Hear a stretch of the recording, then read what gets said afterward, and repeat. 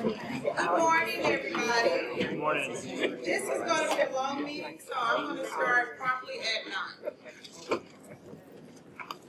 I'm going to go over our handouts for today. Right now, here's our agenda.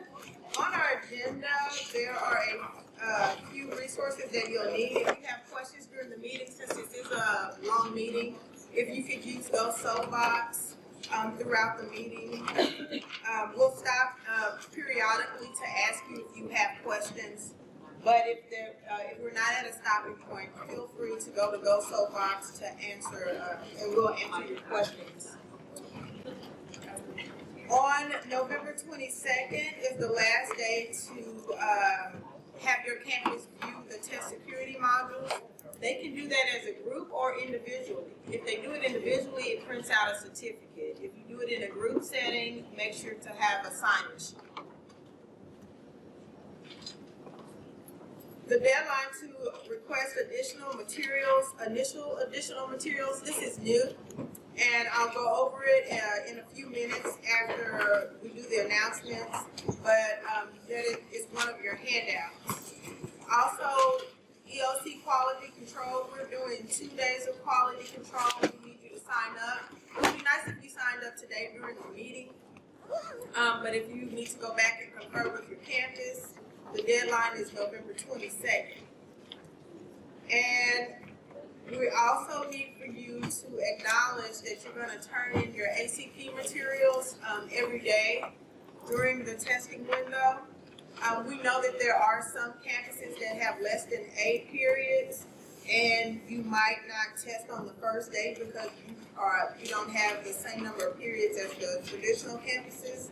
So when we get to that point, you can also log in and capture your day schedule if you are not a traditional campus, but everybody is going to just sign in acknowledging that they are going to turn in their ACPs daily. We go over the handouts. So one handout is the AAR codes. The reason why I provided you with this information, this is from the counselors. And so we've been getting a lot of questions about what a 3 is, what a 5. So a 3 on the transcript can mean a number of things. So it can mean the student has credit from out of state, the student was at a private school and received credit from private school, the student was English 1 exempt, or is English 1 exempt, and they are no longer needing to take the English 1 exam, and or they passed the substitute assessment. We are still working on the need to pass roster. It should be produced today. When it's produced, we'll send you an email and then let you know what the status codes mean, because I know that last column, it'll indicate what they need to do. So if it says must test at least once, that means that they need to test in December. If it says substitute assessment, that means that they do not need to take the exam anymore because they have met the requirements through either PSAT, SAT, or ACT. On the back page of the first page is a code 5, and it's not shown on the transcript, but this is something that the counselors and the SPED department handle on your campus. It means that they're either an IGC student or a special education student. On the back of the handout, code 5. And so it just goes over the steps. So basically, this is information only, but we gave you this because we wanted you to know what some of the codes on the AAR mean. Okay, the next one is, go ahead. Is there a way to pull those codes from PowerSchool, or is the only place to find them on the AAR ones generated? The only place that I know of is on the actual AAR. I'll ask, though, I'll ask the IT department if there's another place. I know the performance levels are in multiple places, but I don't know about the code. That code 3 was just messing us up when we tried to pull in these to pass roster because the only place we could find where it's waived that we have found on the transcript. Right. We're wondering if there's a report we can pull on PowerSchool side. Right. They're working on it. There's a meeting next week. They're trying to make an entire page just for coding. But when I get the information, I'm going to definitely share it with you guys. Okay, locating your STAR materials packing report. We'll go over this later on in about 10 minutes. But while I'm talking, if you could try to log in to your Texas Assessment password account using your email address and password that you have set up for texasassessment.com. And if you don't have access, just email me, and while Felicia and Lakita are talking, I'll make sure that everyone has access. But you should all have access to the Texas Assessment Management System. The next handout is the accommodations request forms. If you have students that need additional support other than the designated supports and need like complex transcribing, extra day, or other support that's not listed, these are the deadlines to complete the ARF. And I've listed the website at the bottom, so you need to make sure if you want to do this for December testing, the submission deadline is December 3rd. And as a courtesy, if you plan on submitting an ARF, if you can email me and Karen to let us know so we can know to expect it and can help you walk through the process. Generally, they do not, it has to be a very, very dire special circumstance, but they rarely get approved. So the faster you submit it, the more beneficial it is for the student and they can work through it. The next handout is the oral sign administration guidelines. If you have students that will need oral administration, you need to provide the test administrator an additional training in addition to the December campus training. So there should be an oral administration training on your campus. Please go through and read the information prior to presenting the training to the staff. We've also printed out the secondary campus and test administrator manuals. In a few weeks, you'll be getting this information shipped to your campus. We're trying to be help you out because we know you're juggling 2 large test administrations. You will be getting your ACP materials before Thanksgiving. So hopefully that's helpful for you guys. Is that helpful? Yeah. Okay. And if you notice this year we posted the PowerPoints a little earlier than we've done in the past. So hopefully that helps you out as well. And the manuals, we're about 3 weeks early than we were last year. So the manuals are posted on the website. Right now, Felicia is going to go over the website and show you all the updates that we have on it. But first, Lakita is going to go over the new item that we gave to you guys, the TC plan.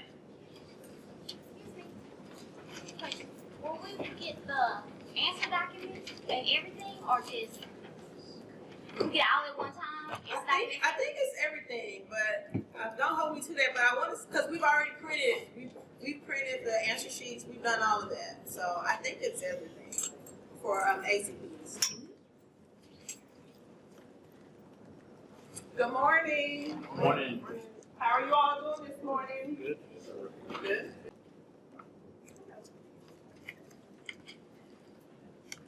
All right, we're gonna go through this planner. We decided to create your planner for the year.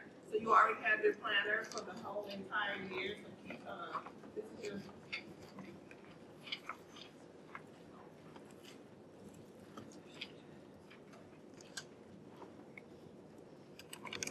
so as we go through it really quickly, I know you probably know these hats that we have on there, right? So at some point you all wear one of these hats doing all these different things.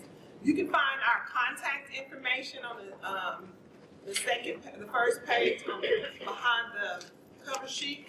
So that's the reference we go into the R. Bless you. Also, important links that you can use for ordering, shipping, and all those good things so that you can order things. So if you try to look for something really quickly, here's your planner as your quick reference. Locating a student's assessment history, going to the student portal on the assessment, I got reading too, on the assessment website of texasassessment.com. So you can locate, those are the steps to locate the student's testing history. I know last Friday we had a lunch and learn, and some people were surprised, like they had forgotten that this was an opportunity. So when you get new students and you want to locate their testing history, like they may have come from a different district, or you don't know if they, especially like you don't know if they've taken a STAR test, you can go to the texasassessment.com to locate their testing history. Then there's a quick guide for my data on the next few pages in the planner. So here's some tips on how to use my data for those things. Then you have your calendar pages. So just looking like your regular calendar, your block calendar, you put it in here so you can flip through those. We're gonna go all the way through those pages. Make sure you highlight, and there are notes over there. The difference in this and the block calendar, we put some reminders. So on the right side, you see the TC reminders. So it gives you some reminders of some things that you can do for that month, or you should be doing for that month, okay? If you flip all the way through past to May, June, I forget we go to June. Quality control. This is your handout for quality control. So when we refer to the quality control handouts, these are the steps that you need to take for your scorables, as well as the non-scorables. Everybody see that? Then you flip past there. You don't need to know about the elementary answer document. If you're a double campus, you have middle school, it's the same thing. But the next steps are how do you fill a complete blank hand grid, a blank answer document using the steps in Power School. So you see the high school answer document, it gives you the Power School steps as well as the My Data steps. And then you see a sample hand answer document on the back, an English 2 answer document. So what do y'all think about the planner? Awesome. Awesome, it's a great resource? Yes. All right, good. So we were trying to help you out. So this is your planner. Keep up with your planner. Don't let anybody take it because it's in color. All right now? Now, Felicia's going to come and navigate us. Well, I'm going to navigate us up top.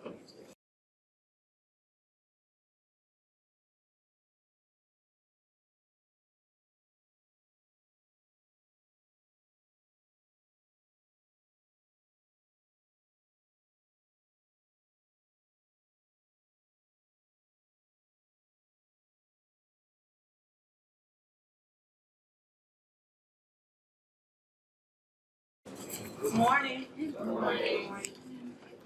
I know you all have been checking on the website, and it is finally ready for you to use. And so it has been updated. All of the pages are updated. Lakeisha is going to go there. For those of you who want to follow with me, it is assessment.dallasisd.org. And you want to become familiar with it because it's a little different than the old SNA website that we were used to. Don't like it. So this is your landing page. And any of the any announcements, especially during ACP, if there are item issues or anything, they will put that on the front page. If you go to assessments, these are going to be your big pages that you will go to. You'll notice, unlike the other one, your assessments are still located along the side. So whichever assessment we're working on, if you click on there, you will find resources. And all of them are pretty much organized the same: manuals, PowerPoints, and resources. And so let's go to ACP. So right now you'll find the soft copies of the manuals that you picked up today. You will also notice that your secondary staff PowerPoint is ready. For those of you who are new, we do your PowerPoints for you to train your staff. All you have to do is go in and read and edit. Now, typically, if I'm doing the PowerPoint, I'll write little notes to you. Those of you, you know that. Go in and take those off once you read them. It does need to be adjusted a little bit, but the content is always the most updated. That's why we ask you to use the PowerPoints we create. You can change the color, you can change those type of things, put your mascot in them, but you do want to use the PowerPoints that we've created for you. And then you'll find the resources. I know there were some changes to the blueprints. All of that has been updated. A lot of the handouts that you will receive or have received, you'll find soft copies of them on that particular page. So like I know we've been getting a lot of questions about the ACP procedures for EL. So I think you picked up a handout today. Here's the soft copy version if you need to share the link or share the PDF of the document. And then let's go to STAR, since your PowerPoints are also ready. How many of you knew in the weekly, I think a week ago, we sent you the EOC PowerPoint and said you could go ahead and start editing and updating to get a head start. Just remember, we will try to have those staff PowerPoints ready for you early, but you can't officially train your staff until you've been trained. And so you'll also see soft copies of the manual. I will tell you TEA is doing a pretty good job of getting everything out. So right now, the TELPAS manuals are on the TELPAS page. Those are loaded. The STAR Alt manual, the TELPAS Alt manual. So all of the manuals that we'll be using in the spring are actually already here in your free reading time. All right, questions about how the assessments are organized? All right, then you have coordinated resources. This is basically your page. So it's your manual, the DCCR, it has the link. It's the PowerPoints we use to train you. So the staff PowerPoints are on the individual assessment pages, but the PowerPoints that we're using to train you at the meetings are under coordinated resources by month. And then you'll see CTC resources. Some of the same things that you got today in your planner are on here. For those of you who haven't signed up for Remind 101, you can find a link to do that. You'll find an individual semester 1 calendar, and then the semester 2 calendar will be loaded as well. Just if you need to like look at a page individually, and then the CTC forms. So forms that you will use during some of your testing. All right, coordinated resources is made a little different this year. Scroll to the top of you, Lakeitha. So under the same tab, you'll find the newsletters, which are basically your weeklies. If you're ever looking for a weekly, those are organized on that little tab. And then, I'm sorry, was there a question? Social media and live recordings are the actual meetings, such as today. And the pictures from the first meeting. All right. Important links. This will look a little different. It's going to look more like the page that you got in your planner, but this is where you will find those quick links if you just want to go to them instead of having to type in the actual link. Test security. All things test security can be found here. EK-Reg, the irregularity link, the steps for submitting a testing irregularity. You know you have to submit those a certain way, so there's actually, Rena has put together the steps for that. All of this was the same as last year. It's just on this page.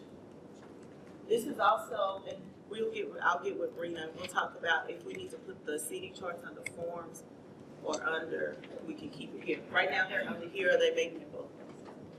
And your training modules, for those of you who are new, this is the link for, yes, this is the link for the new test coordinators training modules, as well as those TEA test security modules that you all have shown or are in the process of showing to your staff by November 22nd. And then any of the test security PowerPoints are going to be found on that page for test security. then testing calendars. Just soft copies of the district-wide testing calendar. I know a lot of times you all will call us and ask about contact numbers for math or for, if it's elementary, for pre-K. I think it's page 7 of your district-wide calendar. It gives you all of those contacts. I think we passed it, but I'll go up one more. Right. It gives you those curriculum contacts sometimes that you're looking for. And then there's also the semester calendar there as well. And then just a contact us page. So you got a lot to get a head start on. Any questions about the website, just because especially those of you who've used the other one in the past, it's just a little different. Not much, we try to keep it consistent, but it is a little different. So you just kind of want to play around and get used to it. But just remember, most importantly, if you're ever working on an assessment and you need resources, just go to assessment and find that particular tab. We're going to have everything you need from your staff training PowerPoints to when it's tailpass and you have to do the calibrations, the calibration roster. All of that will be found on that page for you so that you're not searching all over the place. Any questions? Okay, Rena's gonna come up now and go over test security.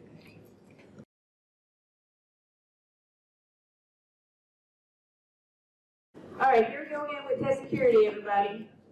A lot of this is some repeat of what we've seen before, but the state requires us to talk about it at every meeting. And again, if we're talking about it at every meeting, that means it's really, really important. So there were the 2 types of testing irregularities, the serious ones and procedural. Serious ones are the ones where staff could be involved in cheating, assisting kids directly or indirectly, changing answers, discussing secure test content, duplicating any confidential student test content, failing to report irregularity. And those are the ones where you will call the Office of Test Security immediately when you become aware of that so that we can come out and investigate. The procedural ones, not as severe, still serious in my mind because these also affect kids' scores. Things like not testing kids that are eligible to test or not following IEPs, recommendations, losing materials, leaving classrooms unattended, not monitoring kids. Let's see, what else? If you have untrained staff members entering the rooms, maybe we don't talk a lot about that, but if you don't train everybody and then all of a sudden you're sending somebody in there, that's an irregularity. If they have not been trained and signed off, they can't be around the testing materials or the kids. Kids not getting enough time or too much time. Kids not getting accommodations or getting the wrong accommodations. And then the last one, test administrators using cell phones, and that's pretty much the test administrator wasn't actively monitoring. These procedural irregularities are ones where you would contact the assessment department, one of the coordinators, to see if there's something you need to do to fix it before it gets worse. So don't wait till the end of the day to tell us you gave the kid the wrong test. Call as soon as you become aware of it, and we can see if we can make an adjustment early on so the kid gets the right test. Penalties for state testing. And know that this is a combination of EOC and ACP testing, and the same test security rules apply for both. The penalties, whether it's state or local, invalidating student results, that's pretty common whenever we get any, whether it's serious or procedural. If we have to refer to TEA because of the EOCs for cheating, they could put restrictions on your credentials, they could put, give you a letter of reprimand, they could suspend your certificate, or they could revoke it. Not just yours, but the test administrator or whoever's involved. It could also be a Class C misdemeanor. If it's on a bigger scale, it could lower the accreditation for the district or the accountability rating. And if it's a charter school, they could revoke their license. At the last meeting, I mentioned that the state has a new oath, and they're calling it the general oath. It's one oath and everybody gets to sign it. Now, there's different boxes that get initialed depending on what your role is. So your principal would sign one of these, initial and sign. You would sign one of these. Your assistant would sign one of these. And then when you start training for the EOCs, your test administrators will sign this. They'll initial and sign. The front That's the back. There's a section here for the test coordinators. There's a little box right in the middle that's if you're a non-certified paraprofessional, like your assistant, or you have a teacher assistant that's a test administrator, they have to initial that and put who's supervising them. Paraprofessionals can be test administrators, they just have to be supervised by somebody with a certificate, and that's usually you guys. So they have to write that name on there. So this is the state oath for EOC. Do not get confused and assume that this one oath covers ACPs. ACPs aren't state tests. We have our district oaths. Most of you have already turned one in, signed by you and your principal. Let's see. When you do your training for ACPs, you will give them the oath to sign to be a test administrator. You will keep those. And remember, you have to keep all your documentation for 5 years. This is the front. This one is the one for principal test coordinator. Most of you have already taken care of that. And that's, it's cut off, but this is for the test administrator. And you'll pass that out at your ACP meeting. And even if you think that somebody's in your training session that's never going to be a test administrator, go ahead and make sure they sign it. Because on test day, something could happen and you might need to pull somebody to be a test administrator. And they have to be trained and signed an oath. You don't give them an oath the day of testing and say, oh, read the directions to the kids, sign the oath. That's not proper training. Seating charts, as Alicia mentioned right now, the new seating charts are on the assessment website under test security. We created new ones, those that if you're testing 25 or fewer kids, it's a 2-page. If you have more than 25 kids, it's a 3-page. You can either print them out and have them handwrite, or a lot of the sections are fillable if they want to do it online. Kind of hard to read, but these are the required elements, all the things that need to be on the seating chart, whether it's EOCs or ACPs, it doesn't matter. And if you submit an incomplete seating chart, that is considered an irregularity. Now, in the past, we've been collecting your EOC seating charts and reviewing them when you come for quality control. Because of the short turnaround between EOCs and ACPs, we're still going to collect your EOC seating charts, but we're not going to review them when you come to quality control. So when you come in to do your quality control for EOC, we'll take your seating charts and scan them and give them right back to you. And hopefully you did them all correct. Okay. You do not have to turn any seating charts in for ACPs. You still have to have them, but you don't bring them when you bring your scoreballs. Questions about the seating charts? Reporting irregularities, once you become aware that there is one, determine is it serious or procedural, you contact the right person to figure out what to do next. Be sure you always tell your principal about any irregularities that occur. You're going to collect signed statements, and that includes a statement from you. Go ahead and create a file. You put all your statements in. You'll go online to the TISB link and submit your irregularity there. And you must always attach statements to that. Otherwise, you'll get an email every morning at 8 o'clock saying you're missing a statement. Now I'm going to give you some policy updates.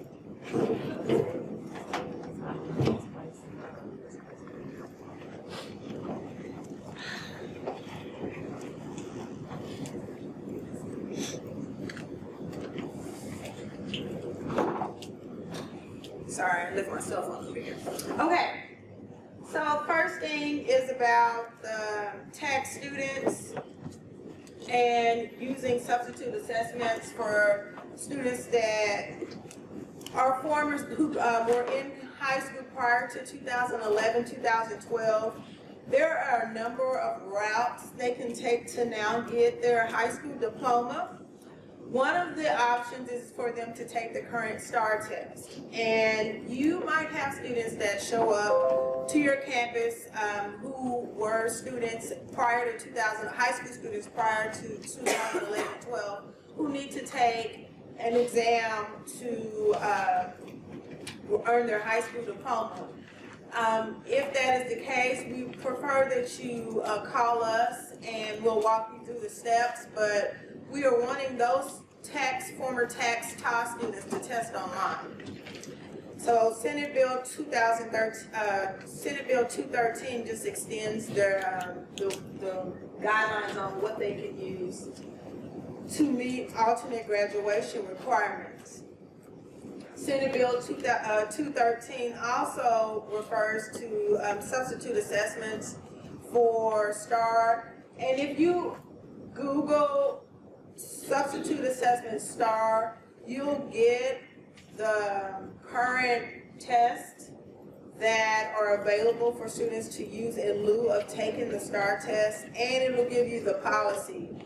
The policy is a little complicated for TSI, so you have to read the ruling in regards to TSI. For SAT, ACT, and PSAT is pretty straightforward, but for TSI there's two avenues that they can take in order to be eligible for substitute assessments. So just mentioned that. Tax student.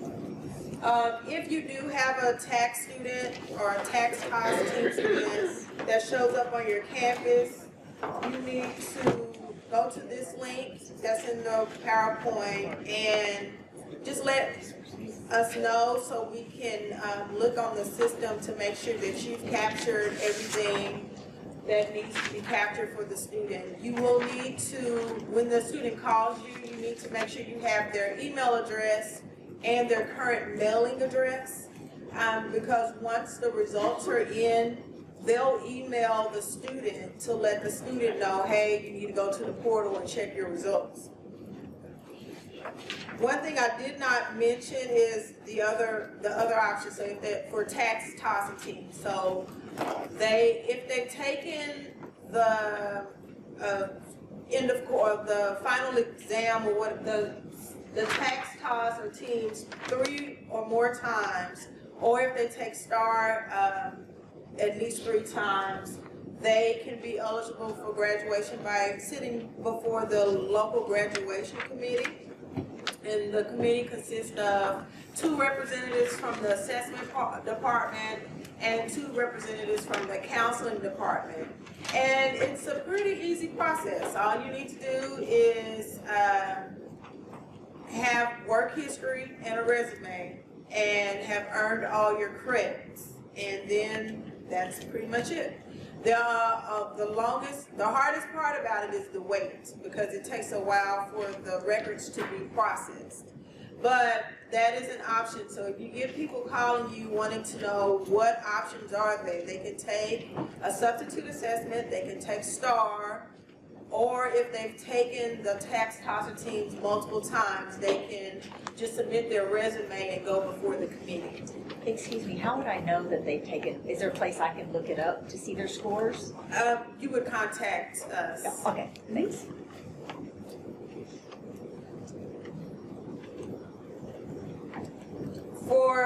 We talked about this at our initial test coordinator meeting. No longer can we, as a state of Texas, use substitute assessments for accountability. And so that's why they're changing the guidelines on if students should test at least once. The final recommendation is not actually supposed to come out until January 26th. So it's at the end of the January is when they'll post the final recommendation. And once we get the information, we'll let you know. Once the needs to pass roster has been updated, we'll make sure to have guidance in there where it's clear that you understand the status code and who should test and who should not test. Any questions? Okay. Move on to the calendar of events. So we are uploading for online testing today. I know it says on here yesterday, but we'll upload for today. And just as a general practice, in your block calendar, in your planner, we have those dates listed. anytime you see a date listed, so for example, if we would have uploaded yesterday, it would have been based off the previous day's enrollment. So if we upload today, it'll be based off the enrollment from yesterday. So all students will be uploaded for online testing. We capture the PMPs by pulling rosters from Easy IEP and from the My Data Portal designated supports page. And the designated supports page is closed now, and we close it off to give you guys time to plan for your small groups and all the other supports. And then it'll reopen again in the middle of January. So the date is listed on the block calendar. I think it's January 16th is when it will reopen. We're doing the test coordinator training right now. Now I want to go over how to order additional materials. Now this is new. Since we're in a crunch and we are wanting you to plan ahead, and so we want to make sure that if you need additional materials, we order them before Thanksgiving. And so in order to do that, we're going to need for you to log into the system and look at what you're actually receiving prior to you getting the shipment. I was shaking my head because I don't know if I remember my password.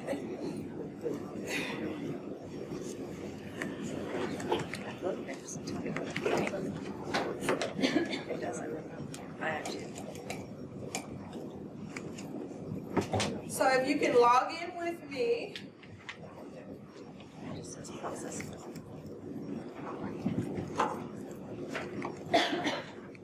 This is what I put in my order. It doesn't tell me anything about anything.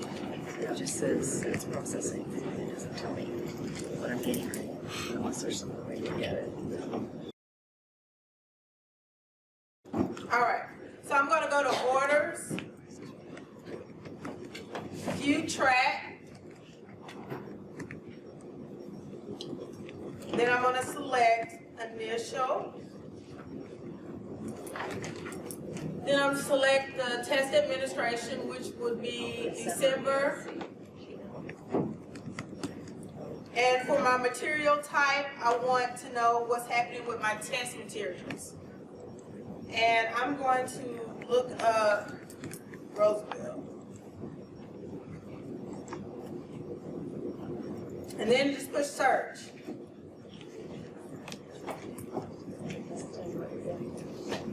So, anybody have a question? Stop, go ahead. We're having trouble logging in. It's saying something like another account is associated with it. Okay, just email either Lakita or Felicia, and then we'll reset your password.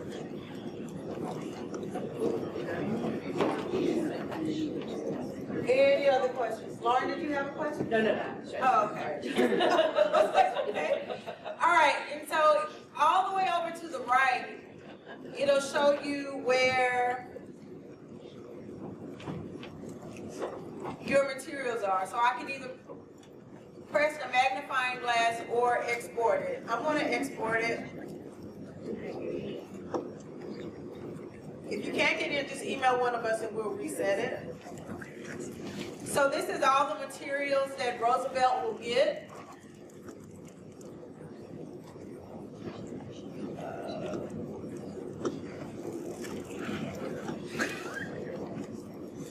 So it says on here, it'll say English 1, she'll have 120 books. English 2, 120 books. Algebra 1, 110 books.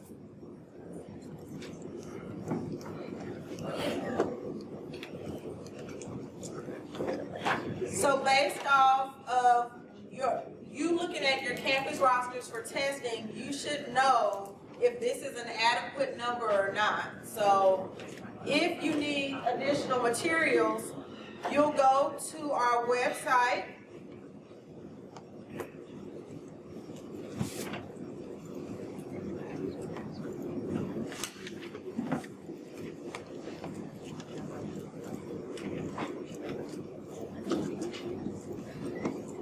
Okay, and and then click additional orders, and then just order the materials. It should be done.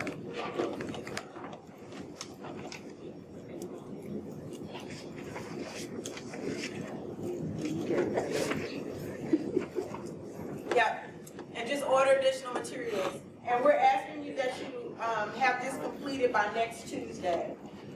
And you probably won't get your additional materials until after Thanksgiving break. But again, we want to be proactive, and we need you to do it by the 19th because we're going to make our district an additional order based off what has been captured in our DISD system on that next Wednesday. Okay, let me go back to the PowerPoint.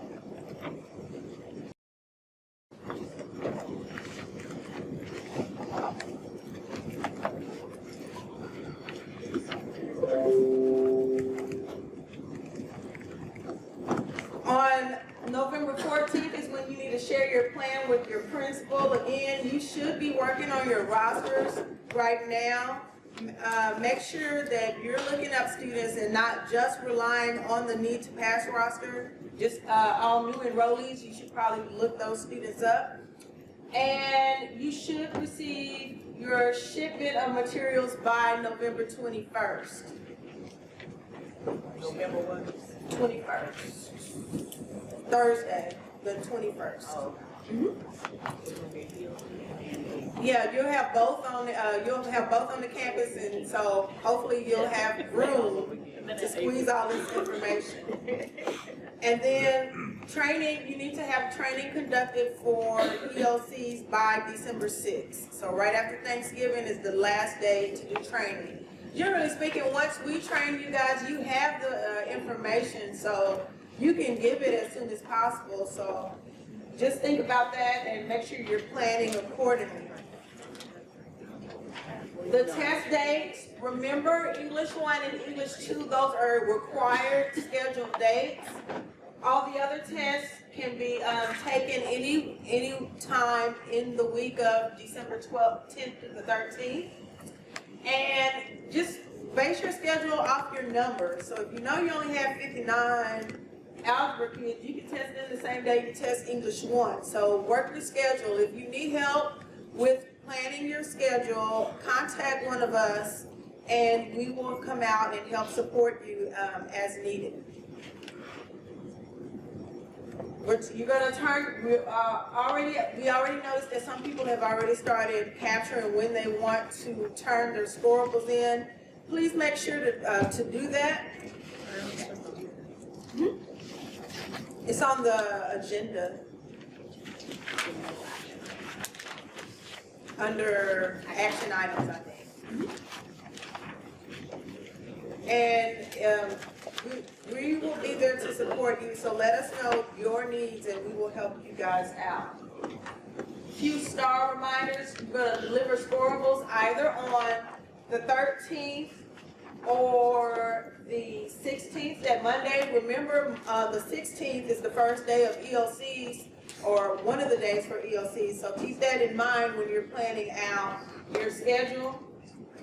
And you also are going to hand deliver your scorables, non-scorables as well.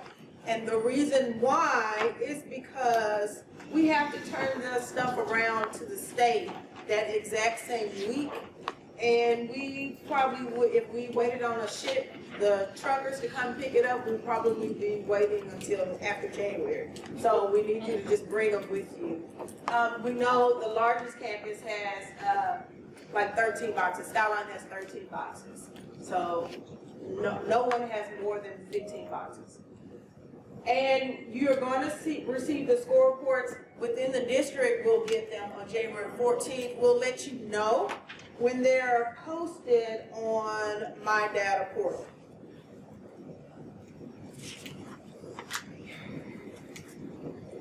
Remember, you need to follow the test security guidelines that Rena has talked about. You have to train any oral administrator in a separate trainer. We need you to make sure you do that. Remember, English 1 and English 2 are set dates. You cannot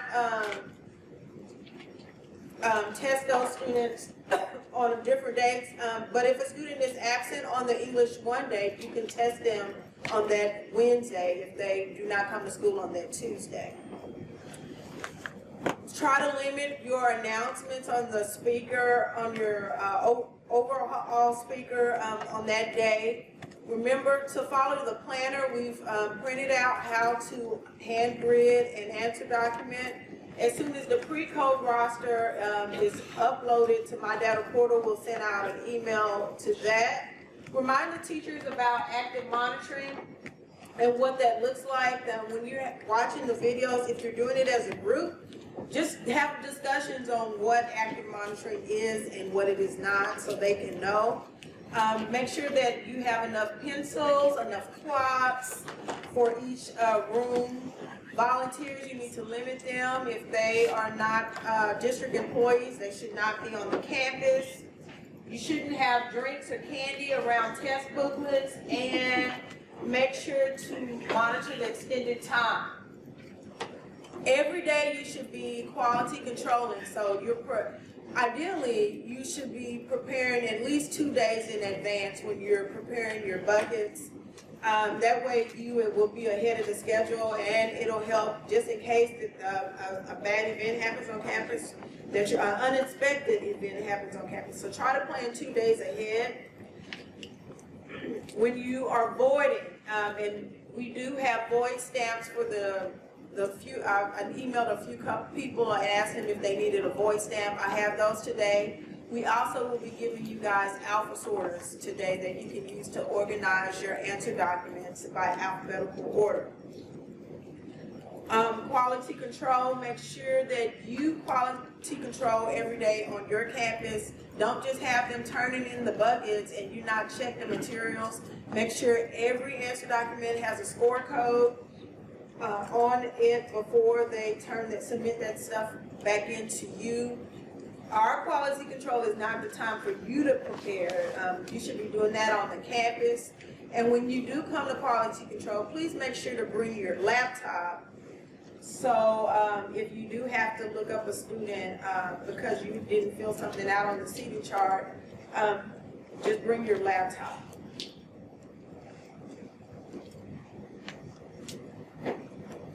The time limits for each test is 4 hours for Algebra 1, Biology, and U.S. History, 5 hours for the English test. Make sure the time is captured on the screen. You can either have the teachers write it down, or you can have an electronic clock. But they need to know how much time they have left. Tardy students can test. Make sure that you have like a late test room, and you can have someone out in the hallway read to them the instructions so they're not interrupting the students if you decide to let them go to their room and test if that's the case. Again, you can have a timer, you can have a smart board with a stopwatch. Just make sure that the kids know what the time left is. Makeup testing. Students can make up the test at any time during that week. During December, we only have 1 week of testing. In the spring is where after the English exams in May, we have the testing online for the additional week.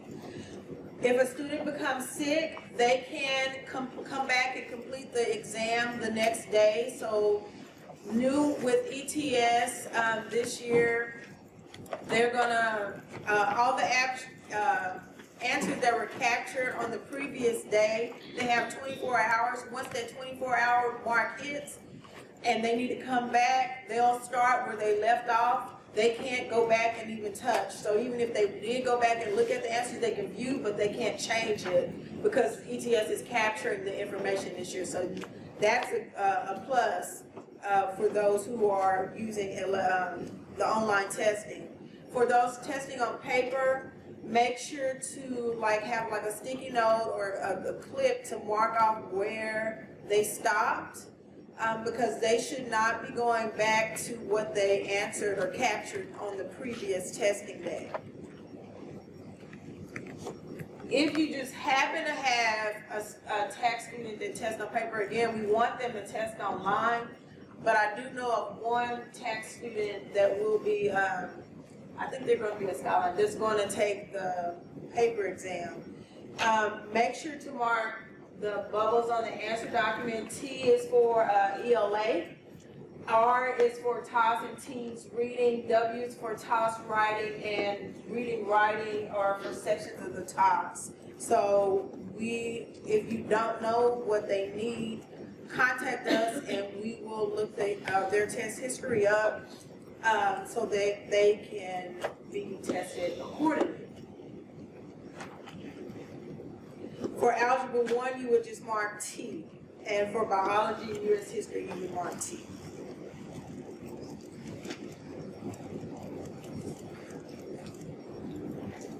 New to Texas, we showed you guys at our last meeting how to look up students that are new to Texas in Power School.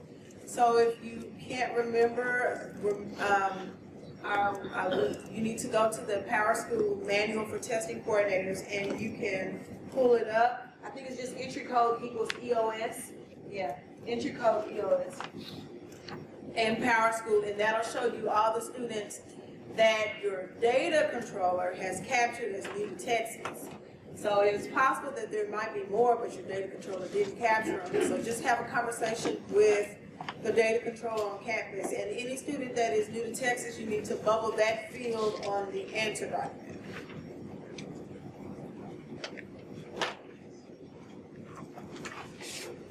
The manual will be shipped with all the other materials that you receive. Remember that the manual, you're going to have to keep those, so you won't ship those back with your non-scorables, because the manuals will be used for the entire school year. Again, the EOC manuals that will be shipped in November will be used for the entire school year. So do not bring those back with you to quality control when you deliver your non-scorable materials. Can the teachers keep them, or will we collect them? I would think that you probably need to collect them so you can have them, because the teacher might lose it. But whatever your organizational style is, that's fine, but if it was me, I would collect them up so they wouldn't lose it. Thank you. Mm-hmm. Medical exclusion. There are some homebound students that are unable to test, and if that is the case, if they're absent that week of testing, on the last day of the testing window, that's when the medical exclusion form is available. And when it is available, if you know you have a student that will need a medical exclusion, just email me and I will give you the link. Those students will be marked absent. Students who refuse to test, that's going to start off with Lakedra. Oh, no. It's deletion. Oh.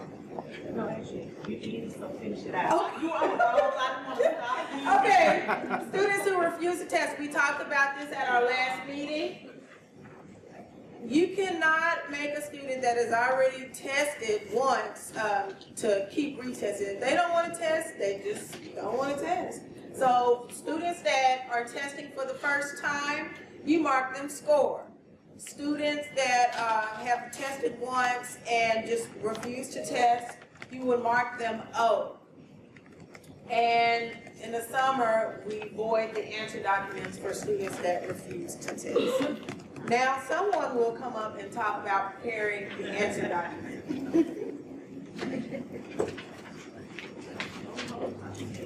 Oh.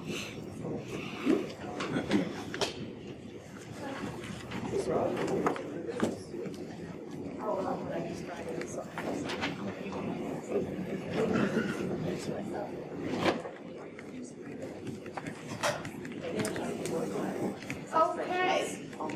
Charlenta was on the roll there, so we didn't let her stop, but good job. Now we're going into the part we're going to learn how to prepare the answer document for your students. Keisha, do I need to stay over here? I'll go, just do your thing. That's okay, because you're not going to stay still. All right. So remember, when you're handwritten the answer document, the important information that's needed, You can use the STAR pre-code report that will be posted on my data to give you the information. It'll have all your students on there. Most of your students, it should. But you also need the student's name, their local ID number, their PINS number, date of birth, any accommodations the students may use, and the demographic information for the student. Again, in your planner, we have a sample answer document at the back of your planner. It shows you how to hand grid it and the important information that's needed. The last page in your planner gives you a sample answer document. So make sure if you're trying to bubble, it should look like this. You're gonna go bubble, make sure you bubble all the correct information, okay, for the student, hand gridded information. If it's not bubbled correctly, it can make a mistake for the student and your campus, and we don't want any mistakes. And so, again, here's some samples of what you need to bubble, and we've circled them for you so you'll know what to bubble. PINs and campus, local ID number, everything is left justified. Score codes will be A stands for absent, O stands for other, and S stands for score. Then you look at your, as Charlotte already talked about the tax, TOS, and TEAMS information, and then the accommodation, DS, designated support, LP, large print, XD is extra data, you have to get TA approval, OA, oral administration, and EE is spelling assistant. So you have, and that's only for the English test. And that's captured somewhere. Yeah, on the answer document, I mean the codes. The codes, like it'll be captured either for your, you get your SPED students from your list, you get your roster from them, your 504, your, what's going in my data. Okay? And we already told you what those bubbles mean. And remember, this PowerPoint is posted, so you don't have to necessarily take pictures unless you just want to, but it is posted, okay? Now, this is a review from designated supports. We took the training. I'm just kind of curious. How many of y'all went back? We trained you all in September. How many of you went back and did your training of your staff?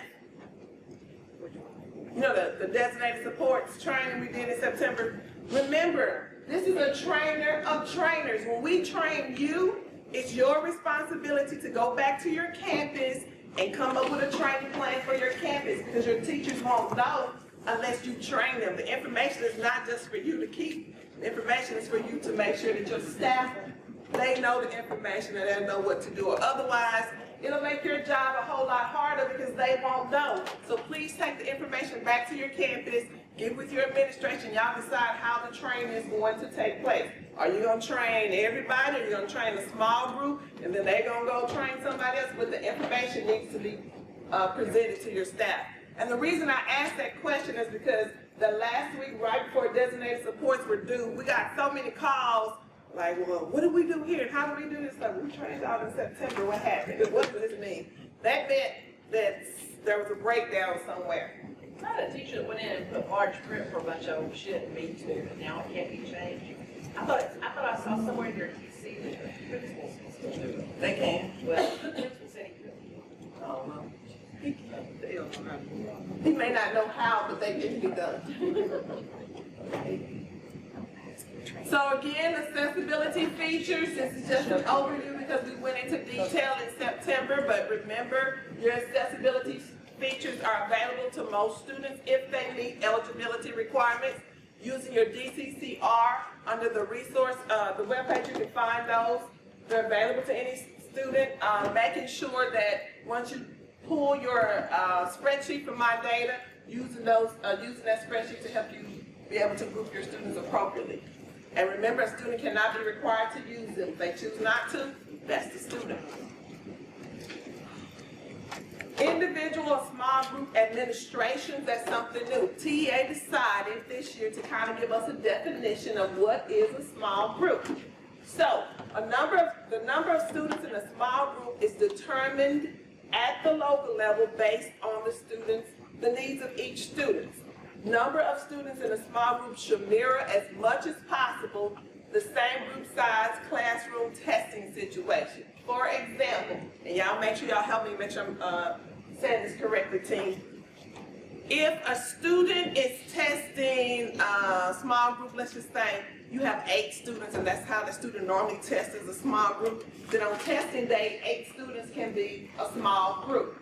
But would 30 students really mirror a small group? Yeah. No, so you couldn't necessarily make that a small group. It's kind of based on the needs of how the student normally tests, okay? 20 might be a small group, however. Well, it just kind of depends on those individual needs of those students. Not the individual needs to say, well, I gotta make 20 a small group because I have 20 students that need a calculator and I don't have space for them. But those students are normally accustomed to testing with 20 people in a group, then it's not a small group. Designated supports, remember the students have to, it must be based on the eligibility requirement in the policy document. Reading the policy document from the top of the policy document to the bottom of the policy document. And it's organized with those 6 different sections. Content and language support is new this year where they will take the pre-reading out because now with the separation of the revising and editing, they can take that part out. So beginning in the spring of 2020, all writing tests, English 1 and 2 will only have pre-readings prior to the editing passages, okay? Because they can read the revising part. And that's spring 2020. So now for you guys, it's not, all right?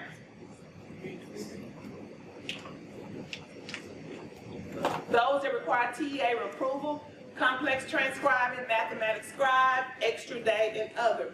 Charlene mentioned earlier, make sure if you have any student that may fall in that category that need those designated supports requiring TEA approval, that you go ahead and get that information in so TEA can begin to process it as soon as it's available. I had a kid that was approved for complex transcribing. Is that throughout his entire high school career? I don't have to reapply. No, it's every year.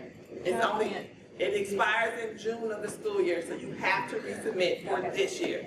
And the reason it's not based on a student's entire school experience because things can change. So make sure if you have a student that did it last year and the art is saying that the student will do it again this year, you must resubmit the information for this year because it expires at the last test administration, which is in June 2020.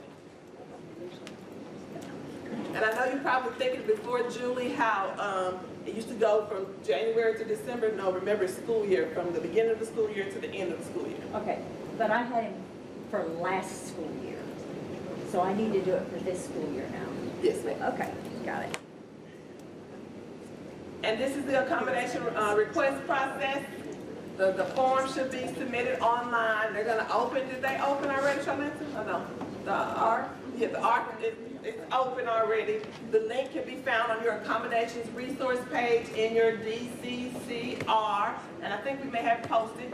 And then again, Julie, to answer your question, here it is, June 30th, 2020 is when it expires. Okay. Got the handout. So once you do it for the year, you don't have to do it for each test administration, but it has to be done for the entire, now, and it lasts for the whole year. Okay? The process, step 1, determine eligibility. Step 2, complete and submit. Step 3, TA will review, and then you will receive an email, and it'll let you know if it has been approved or if it has not been approved, or they need more additional information. Please do not submit any student identifying information on the request form, or they will deny it. LPAC decision-making requirements this year. The LPAC alone has the authority for decisions only for oral admin, content and language supports, and extra time, because all the other designated supports are not linguistic designated support. So the LPAC can only make those designated support decisions alone for those 3 areas. The others they have to do in conjunction with another committee, such as the ARD or RTI or 504. Okay? But they cannot make it alone.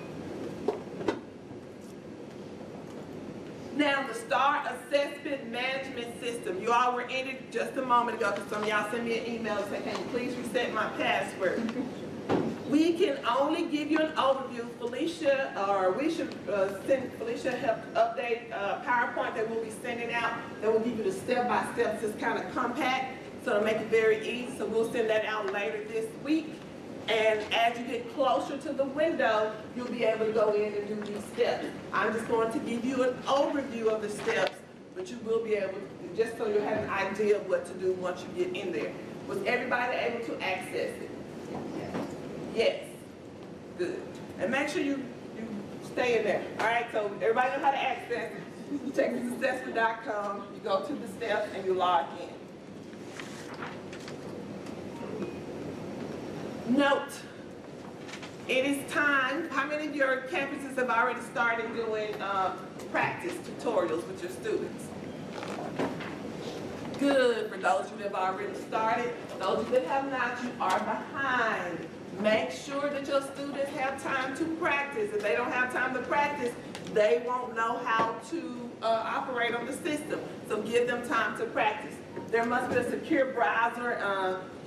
We automatic update ours, but just in case it's not updated, make sure that you go in. The newest one is 3.14.0. So make sure you go look at your computers on your for those students that's tested online, to make sure the secure browser, and it's found in this little corner right here on your screen. It's going to say, when you pull it up, it should say 3.14.0.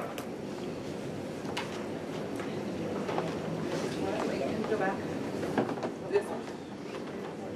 Yes. That's the version. D just stands for version. Should just say 3.14.0. Okay? From the brain-free software. Thank you. The DIC Software Center. When it shoots it out, it should update it automatically. But if yours has not been updated on the computer that you're using, go ahead, log into the Software Center, and download it from the Software Center to ensure that it's there. I would get started with that and just double checking now, not the day of the test, because some of my stuff is not updated. So let's go ahead and look now just to make sure that it is. Charlene already went over this, right? Locating your materials in the STAR assessment matrices. So getting ready for tutorials and practice tests. It's so important that, again, that you give your students an opportunity to practice. So get with your leadership team and you all determine how this is going to happen on your campus.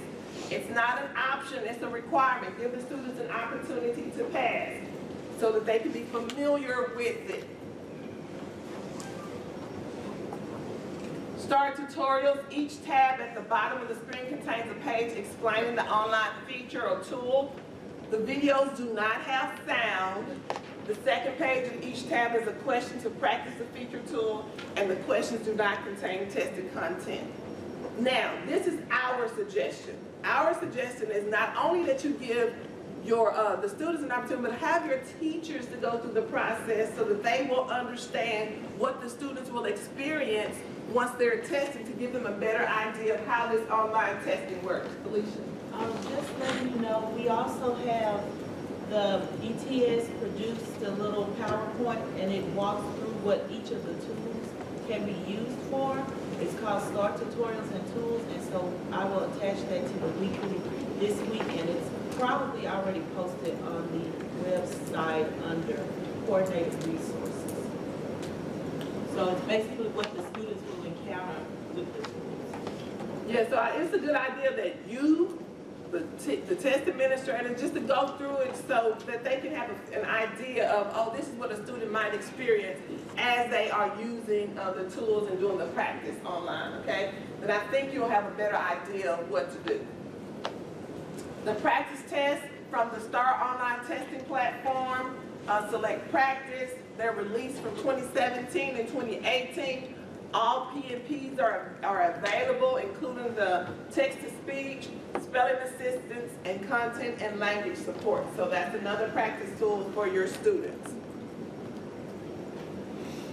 There's the educator guide for accessibility within the STAR program. I would also share that with my staff so that they can have a deeper understanding of what the accessibility guide says and what does that mean for our students, and then looking at the functionality.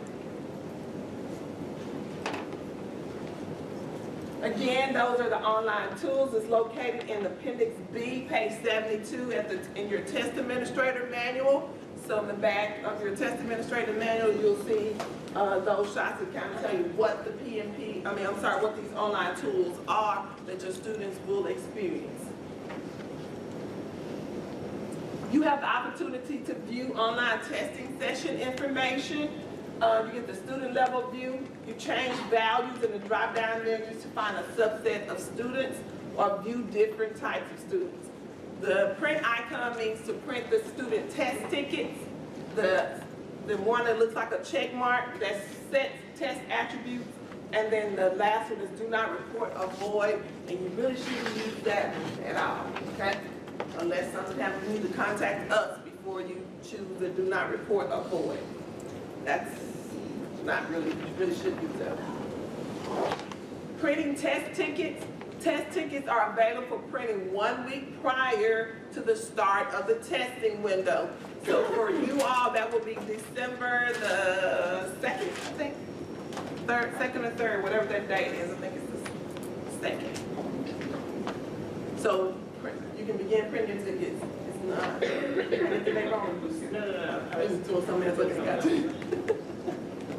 Testing group rosters and student test tickets contain PMP information, so that means they're secure materials. Ensure that students that are eligible to receive embedded supports have the information noted on their tickets. So that's why you're looking at the tickets clearly. If I need PMPs, but mine is blank, that's a signal to you to go back in and, I need to go in and click the PMPs for this student. Once we upload for the students and everything that's been captured in all the systems, then we're going to upload it. However, it's your job to ensure that we have the information that was entered is correct. Okay, whatever we captured, it's your job to make sure that it is correct. Okay, if not, go back in and turn it on or turn it off if anything is incorrect. And so you won't necessarily know how to do this until you get closer, because I know for the new people it seems a little foreign to you, but once you get closer and you're able to do this, it'll make a whole lot more sense, okay? Questions? Stretch break.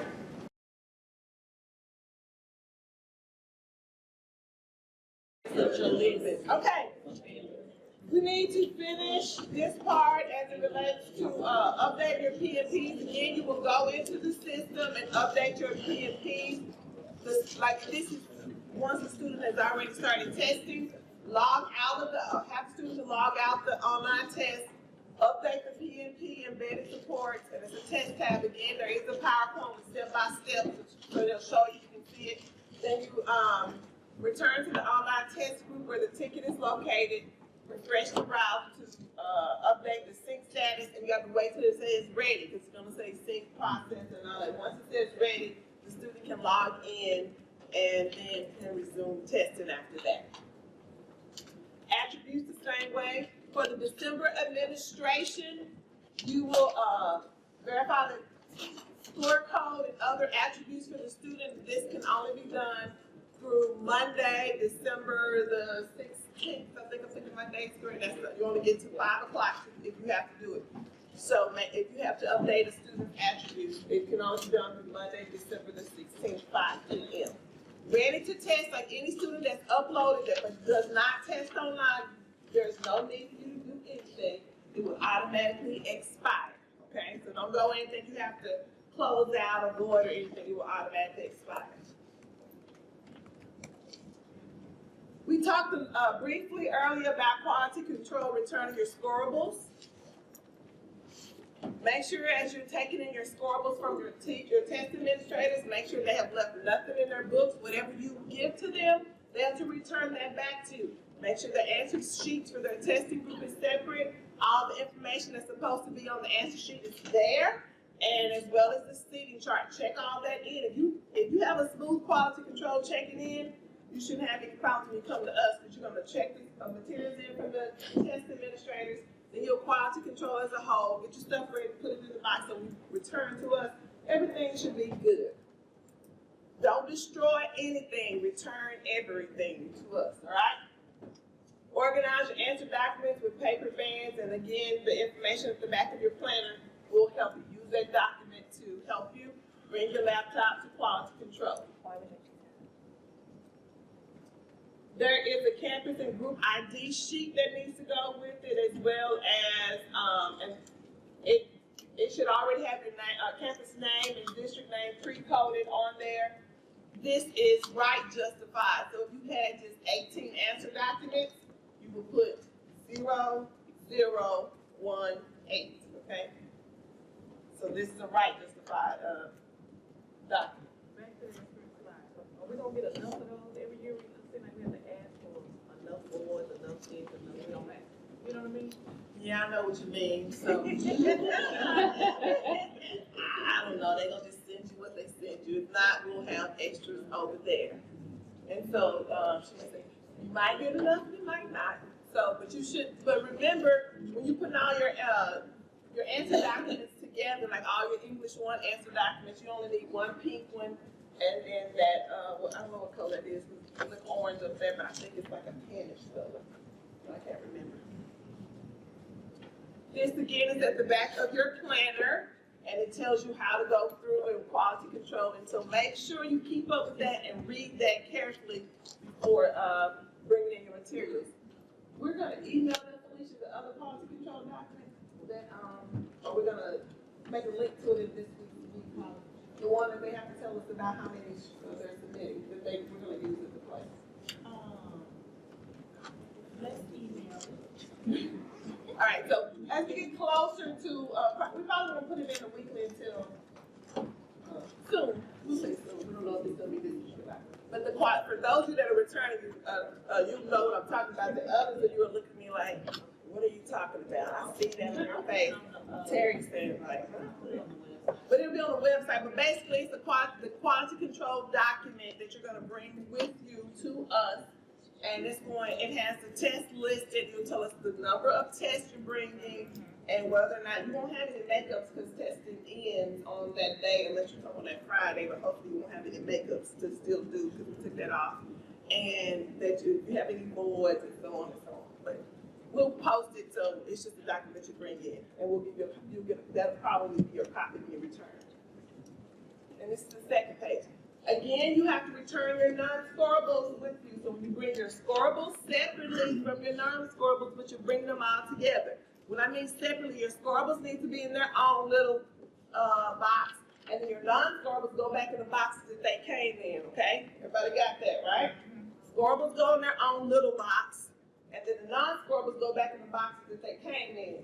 We clear on that? Oh. There'll be somebody down there to upload them. Yes. We have that all planned out. Help you out. So again, before coming to quality control, organize and pack your materials in the empty boxes that they came in. That's for the non-scoreable. The service center will send you labels. Now, ladies and gentlemen, they're going to send you labels. You're going to get a colored label. I'm going to show you what that looks like in just a minute for your ETS label. And you're going to get some non-scoreable labels. Make sure you put those on the boxes correctly, okay? Because when you come in and they check you in, you want all your materials to be all right, so you don't have to go redo them at the service center, okay? Make sure you put them on there correct, and I'll show you how to do it. Put all test booklets used and unused back in numerical order by subject for EOCs. Use the materials control form and packing list to ensure that you're returning all your booklets and non-scoreable materials and hand delivered during your scheduled time. You are selecting your time, right? So you're selecting your time, right? You're selecting your time, right? Yes. What's the deadline to select your time by? November the 20th. You think on ACPs, we're gonna get on that this minute. Yeah, so November the 22nd, you're gonna go to the link. Remember, Charlotte talked about that in the beginning. Go to the link and select your time to return your EOC materials. Your ACP materials, y'all gonna do that in just a minute. We're gonna talk about that in just a minute. But your EOC materials, you're selecting the time that you want to return your EOC testing materials. So make sure you put it in your calendar. So I'm returning my materials on this date and allow time for travel, right? Because we're in Dallas, and they said DFW has the worst traffic. I don't know. I'm just saying. Here's a checklist, and it's also in your planner. Use your quality control non-scoreable checklist to assist you in packing your non-scoreable materials. Questions? There is a blue EOC label, that's the ETS label. You're going to get a little white label, the Dallas ISD label with the 057905, and it's going to, that's all you have to put. Don't write anything else on there because you're going to put that on top of your blue label. And then you're going to have a white local DIC non-scorable label that's going to go on the short side of your box. So, your Algebra 1, all your boxes, Biology, E1, E2, and US History, you're going to box up, use the 3 correct labels, fill out completely and number the boxes. So, Skyline, how many boxes we say you have? We said 15, so she might end up with 14. So let's just say she ends up with 16 boxes, because you know the books do what? They expand just a little bit. So once they expand, if she has 16 boxes, what should her numbers be? 1 of 16, 2 of 16, 3 of 16, 4 of 16, all those boxes, right? So she's going to have the DISD non-scorable label on there, and she's going to fill out that information correctly, and then she's going to have 16 little blue labels, right? So if that's how many she has. Now we only send you 14 because that's how many boxes you have going. Then you will get the other, you can request the other 2 or you'll pick them up at the service center, okay? So again, this is your non-scorable, a large picture of your non-scorable label that goes on the short side of the box. It has to go on the short side of the box because there's a certain way they have to stack them in the service center. And that's, you know, in order for them to see it and for safety purposes. So make sure that you type in your, write in your school's name legibly, write in box, whatever it is, 2 of 3 or 5 of 3, or 5 of, not 5 of 3, 5 of 8 or whatever it is, okay? And then the non-scorable, you would affix it at the short end of the box. Your blue label, the only thing you need to do is take the little white label we're giving and place it on here in this spot, and that's it. You don't have to write anything else on it. Questions about non-scorable materials returning scorable materials? No, ma'am, we good? Show those questions. No, I'm just gonna make an observation on the sign-in. Well, I know we have 13 new high school testing coordinators. It behooves you to go in and try to select the time now. One of the later slots, I did notice that we do have some veteran TCs who pick later slots. Could you be so courteous as to move up to let the novice testing coordinators get the last time? So, and if you have a campus with a small number of students, you can move up also as well. So again, your materials. Now, let me say this before we get ready to move into the transition to the other things. We're training you both on EOC and ACP today because of time and all that. We're going to have the holidays and all that. We're not recommending that you do that. On campus, you do a separate training for EOC. You got it? Everybody understand it? Yeah. Then you're going to pick another day to do your ACP training according to the calendar guidelines. Do not train everybody the same day because it's a lot of information and you do not want to confuse your staff members. But we're training you on both today. There's similarities, but there are a whole lot of differences. So please make sure that you understand that. Questions? Well, so this is supposed to be the slide that we took. We're going to take a, don't